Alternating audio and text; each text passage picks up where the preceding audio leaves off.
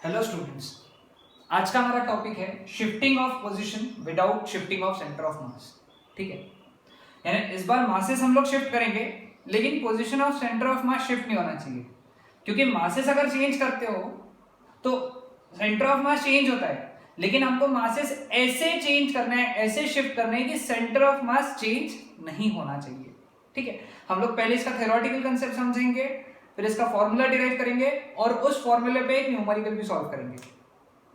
Suppose हमारे पास में m1 m2 till mn masses है, सबके पोजीशन वेक्टर है vector r1 r2 till rn। तो मुझे बताओ सेंटर ऑफ मास का पोजीशन वेक्टर कितना हो गया? m1 r1 vector r1 plus m2 vector r2 till mn vector rn upon m1 plus m2 till mn। ठीक है, लेटर से r1 में शिफ्ट हुआ है, r1 जो चेंज हुआ है वो डेल्टा r1 में चेंज हो गया। Delta r1 is the shift in first position vector. r2 vector r2 में जो शिफ्ट हुआ है that is delta vector r2, और rn में जो शिफ्ट हुआ है that is vector delta rn। ठीक है, तो उस केस में सेंटर ऑफ मास का भी पोजीशन चेंज होगा, और वो कितना होगा?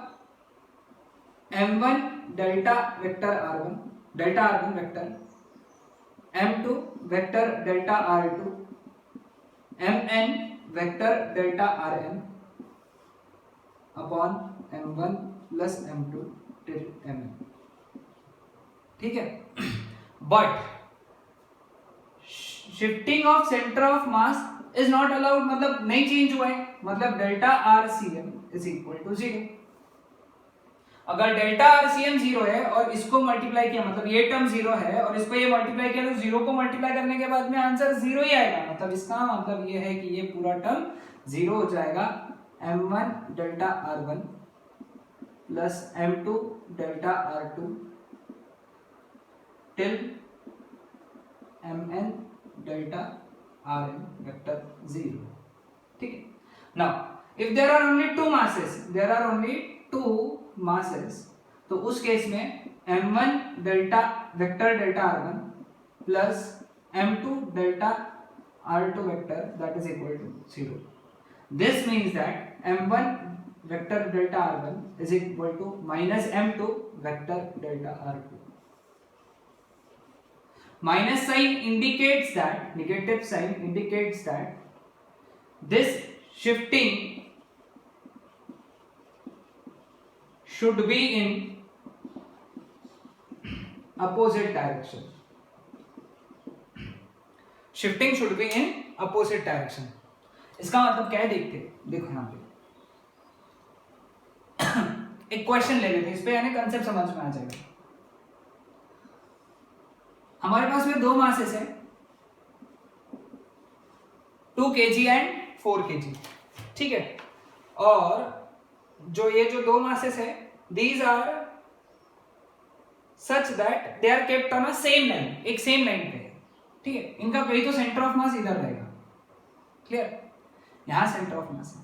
अब हमने क्या किया, 4 kg को 5 मीटर से टुवर्ड्स राइट डिस्प्लेस किया। ओके, तो 2 kg को कितना डिस्प्लेस करना पड़ेगा सो दैट सेंटर ऑफ मास जो है C उधर ही रहे? सेम क्वेश्चन, शिफ्ट नहीं करना है सेंटर ऑफ मास को, है ना। यानी कि ये जो 4 kg है इसको अपन ने शिफ्ट किया, ये यहाँ जो ऑलरेडी था 4 kg यहाँ लेके आया, कितने से शिफ्ट किया? 5 मीटर से। तो ये 2 को कितना शिफ्ट करना पड़ेगा? ओके, 2 kg को, सो दैट सेंटर ऑफ मास जो है वो यहीं पे रहे। ओके, समझा सबको? इक्वेशन यही यूज करेंगे। अभी क्या करेंगे हम लोग, इसका मैग्नीट्यूड यूज करेंगे। m1 delta r1 is equal to m2 delta r2। ठीक है, मैग्नीट्यूड यूज किया। ठीक है, m1 कितना है? 2, डेल्टा r1 निकालना है। m2 कितना है? 4, डेल्टा r2 कितना है? शिफ्ट कितने से किया? Delta r2 is shift, shift कितने से किया? 5 kg। तो delta r1 is equal to 10 metres. अब शिफ्ट कैसा होना चाहिए? इन अपोजिट डायरेक्शन, मतलब 2 kg को this much shift in case of 2 kg in left direction. समझे? यानी 2 kg को लेफ्ट डायरेक्शन में 10 मीटर से शिफ्ट करना पड़ेगा।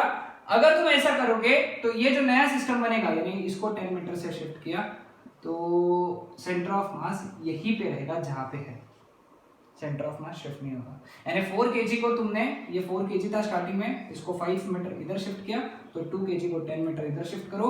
ऐसा शिफ्ट करने के बाद में ये जो नया सिस्टम बनेगा इसका सेंटर ऑफ मास वही रहेगा जहां पहले था। आया कंसेप्ट ध्यान में सबको? Very simple.